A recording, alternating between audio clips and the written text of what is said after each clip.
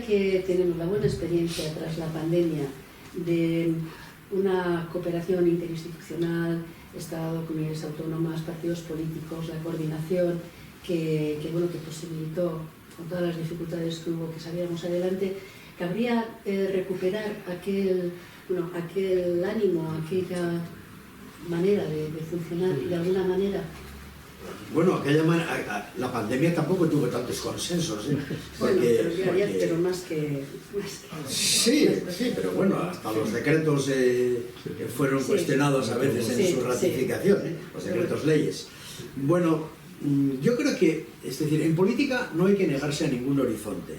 Y insisto que en España en este momento toda la política gira en torno a bloques que perpetúan una situación que impiden al país hacer cosas que tiene que hacer y que requieren consensos. Esta es mi consideración.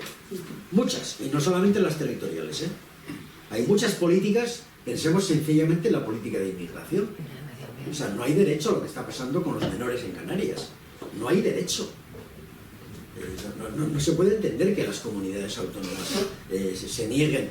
Pensemos en la vivienda, que requiere la concatenación de las administraciones desde el ayuntamiento hasta el Estado. No digamos la política exterior. Hay cantidad de materias en las cuales el futuro del país, la energética, ¿cómo hacemos con las centrales nucleares? ¿Las prolongamos un poquito o no? Y esto lo hacemos, ¿cómo hacemos para atraer innovación, etcétera? Y lo mismo le pasa a Europa, por cierto, ¿eh? Y el gran problema europeo, si hablamos luego de Europa, podremos comentarlo. Pero entonces, hay cosas que España tiene que hacer y solo pueden hacerse por consenso. Y la política territorial es una de ellas. ¿Que el PP no quiere? Por supuesto. Pero el problema es que no queramos ninguno. Y lo que quiero con esto decir es que el PSOE tampoco puede encadenarse a una política que solo por mantener la mayoría de gobierno hipoteque, por así decirlo, la construcción de un Estado armónico. Y dinamizar las conferencias de presidentes, incluso regularlas más exhaustivamente, que permita tanto la obligación por parte del gobierno de convocar, ¿no?, como incluso, digamos, a nivel horizontal también, pero... Es un mecanismo federal bastante colateral, ¿eh? No está funcionando demasiado. Ya se están reuniendo. Pero muy poco, muy poco. Sí, pero es que además, como el sistema político obliga a que los presidentes del PP estén a la contra de todo, fíjate lo que fue la reunión de sanidad de ayer. Sí. O sea, es una vergüenza que se vayan todos los consejeros de sanidad. Eso tiene que ser el Senado que decida, ¿no? Claro, es que realmente nos haría falta un sistema que pueda funcionar en este tipo de materias. La conferencia de presidentes está bien, pero es como, por así decirlo, para grandes orientaciones, ¿no? No para resolver los problemas. Pero que no fuera solo para grandes orientaciones. Ese es el Senado que nos falta. Claro, claro. Y bueno, ya más aquí, en el País Vasco, respecto al estatuto, es verdad que por parte de del Partido Nacionalista y de otros sectores se está, por parte de unos propugnando la ruptura, por parte de otros descalificándolo continuamente, diciendo, es verdad, que se están recortando sus capacidades. ¿Hay manera, cómo ves tú, la posibilidad de revitalizar el pacto que hubo en su día, aquel amplio pacto que permitió el estatuto?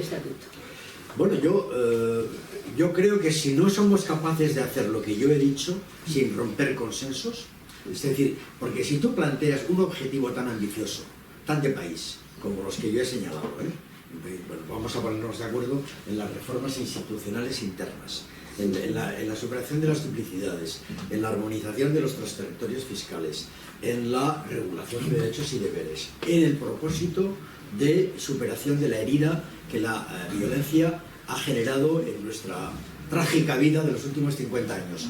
Oiga, han pasado 15 años ya sin violencia, por cierto, ya es hora de que abordemos inclusive una tarea como la que yo he dicho. Si tú no abordas estas grandes tareas, no construyes consensos.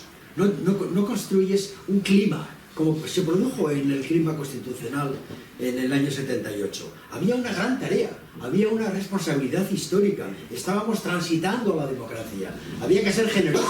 Todo lo que políticamente fue exigible en aquel momento fue en gran parte consecuencia del momento que estábamos viviendo, de la demanda general del pueblo para que hiciéramos esos consensos. Si este clima no se crea, si todo el clima de la reforma estatutaria está determinado por lo que el nacionalismo nos plantea de incorporar el derecho a decidir o el bilateralismo entre Euskadi y España, etc., entonces no va a haber ninguna posibilidad de consenso. Es imposible incorporar al PSOE e incorporarle al PP. Y entonces puedes incorporar a Herri Batasuna al acuerdo, pero vas a romper todo el resto de las... Entonces, yo creo que eso no puede permitirse el país. Y podría ocurrir. Pueden ponerse de acuerdo PNV y Bildu. Yo no creo que el PNV llegue tan lejos, pero en todo caso, si lo hacen, la fractura va a ser brutal. Hay que admitirlo así. Brutal. No le fue muy bien la otra vez que lo hizo. Y estoy de acuerdo con Herri Batasuna.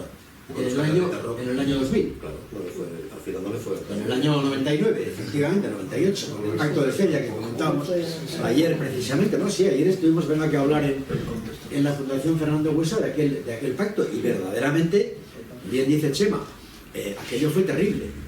Aquello fue terrible, la ruptura que se produjo y bueno, pues fue una herida brutal, ¿no? Que luego resolvieron Josu Jon y Urkullu, que fueron los que rompieron con Ibarretxe y etcétera. Entonces, y esta última situación que estamos viviendo desde hace un tiempo, de poner en entredicho el pacto estatutario, en relación sobre todo con el artículo 6.3 del estatuto, en torno al pacto lingüístico, ¿no? El de que nadie pueda ser discriminado por razón de la lengua.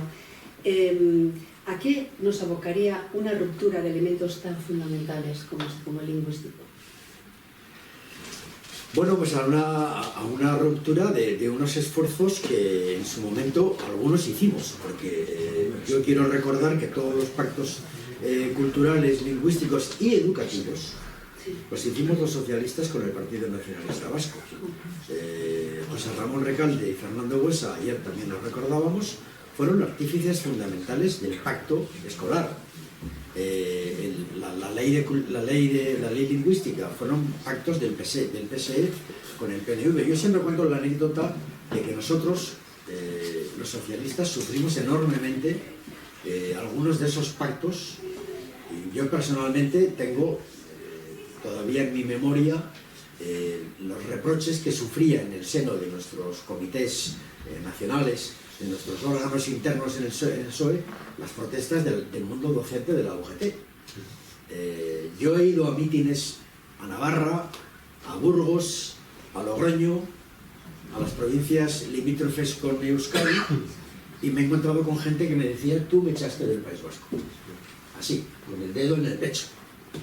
Me obligaste a aprender euskera, yo no quise, me tuve que ir. En fin, nosotros hemos hecho esos esfuerzos porque creíamos porque había una demanda social, porque los padres querían educar a sus niños en euskera, todo eso. Hemos hecho unos esfuerzos extraordinarios con la publicación de las Icastolas que hizo Fernando Buesa, tiene bemoles que luego lo mataran, incluso acusándole de lo contrario. Bueno, yo pienso que Euskadi puede perder ese consenso si acentúa la radicalidad en las exigencias. Yo no soy el PSE, no sé lo que hará el Partido Socialista de Euskadi, pero creo que harán muy bien en tratar de defender lo que llamamos derechos personales y lo que llamamos bueno, pues nuestra concepción de que la lengua es una lengua para la comunicación, no para la discriminación. Y entonces yo creo que esto está en juego, ¿no? En fin, no sé lo que puede pasar, pero obviamente será malo.